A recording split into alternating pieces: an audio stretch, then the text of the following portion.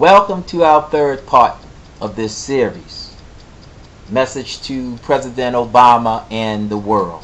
I want you to remember that I'm not coming to you as a preacher preaching a sermon, but I'm coming to you as a businessman that have done his research.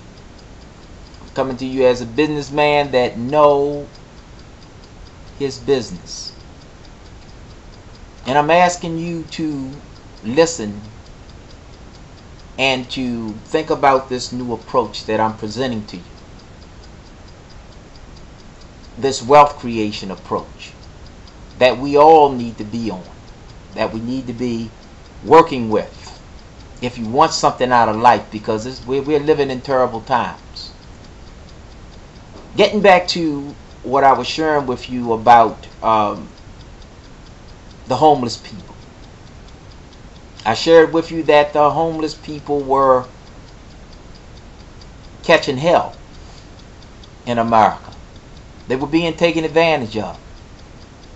And to this end, I said that cities across the country increasingly outlawed life-sustaining activities such as sleeping, eating, sitting, begging in public spaces, and selectively enforced more neutral laws such as opening containers or loitering against homeless populations. Violators of such laws typically incurred criminal penalties which resulted in fines and or incarceration. What was more punishing was the fact that the homeless people with new criminal charges had their employment and housing options further restricted for years. During our government's darkest hours of corruption and fierce deteriorating of its own poor and helpless children, Obama comes with the light and the anointing of God, offering Americans and the world new hope and change.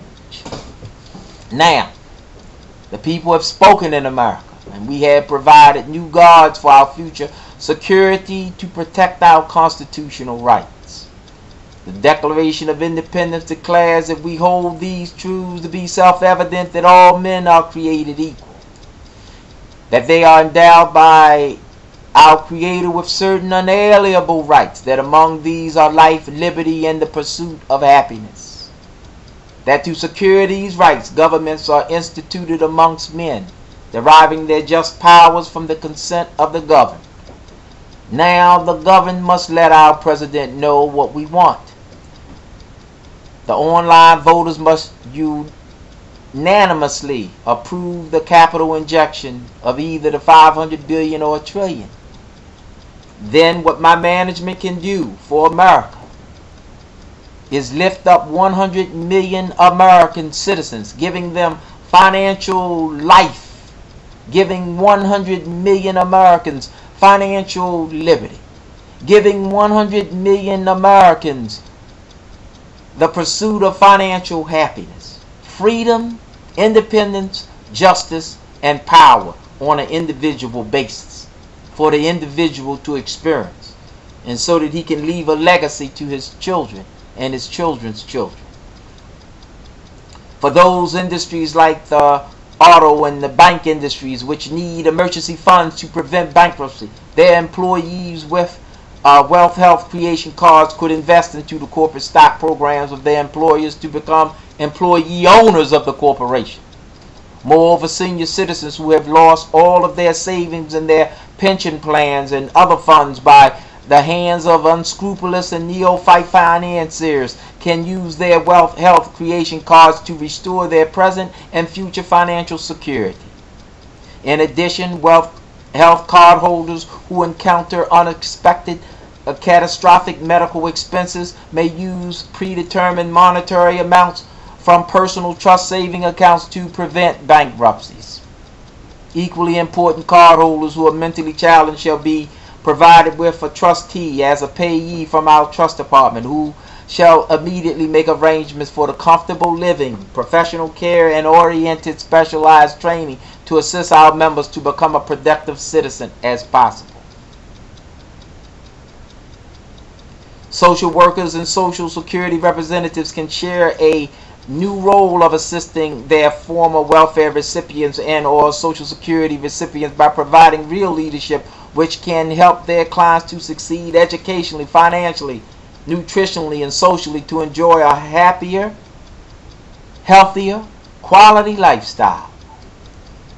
Single parents, mothers and fathers, the disabled, the long-term unemployed, the homeless, the mentally challenged, the drug addicts, senior citizens can say goodbye to limited monthly income, low monthly income, and no monthly income from the welfare and social service systems. They can say hello to the multiplied income with the Wealth Health Creation Card, which shall provide the good life for all cardholders. Although we won't be able to stop the disrespect and the dehumanizing mandatory public welfare office meetings, there shall be no more injury to insults, since all cardholders shall obtain sufficient monthly income to experience happy and rewarding lifestyles. Last but not least, with the approval of the Wealth Health Creation Card Program for the 100 million cardholders, the 1 million nonviolent ex-offenders granted amnesty, the 3.5 million American citizens experiencing homelessness shall be empowered to form different investment groups to collectively purchase and own luxury apartment buildings nationally and internationally to earn personal profits. Doesn't that sound like good? Now the former correctional officers may maintain their employment in a new role of guarding, patrolling, protecting the commercial property of the aforementioned. To illustrate the comprehensiveness of the Wealth Creation Card Program's ability to multiply the capital injection and to safely control the financial outcomes in such a manner that one penny is not lost, consider these following facts. Within 1 year of this wealth creation program, management could make available $100 trillion to the United States government to pay off the national and federal debt of approximately $65 trillion, leaving a surplus balance of $35 trillion. Now that's something to think about. Not only can we make 100 million Americans rich, or middle class citizens for life, stable middle class citizens for life, but we could pay off $100 trillion to the United States government to pay off the national and federal debt of $65 trillion, leaving a surplus balance of $35 trillion. I didn't say we would pay off the $800 trillion derivative. That's something else that we had discussed in the fourth part of our program that we're getting ready to go to now. But I want you to remember that this is a wealth creation program.